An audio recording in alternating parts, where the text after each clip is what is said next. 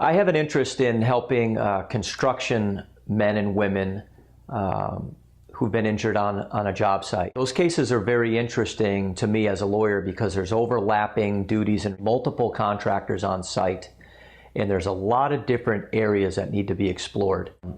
Workers' compensation is one thing. So if you're a construction worker and you've been injured on the job, workman's compensation is a stopgap measure. It provides very limited benefits for lost wages and medical bills.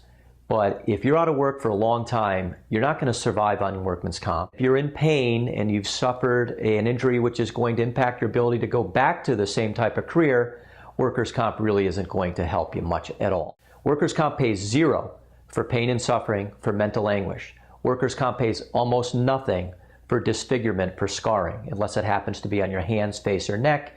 It impacts your ability to earn wages. That basically means you're a model. So it's not going to help a construction worker. A person called me. He'd been getting nowhere with the union rep lawyer.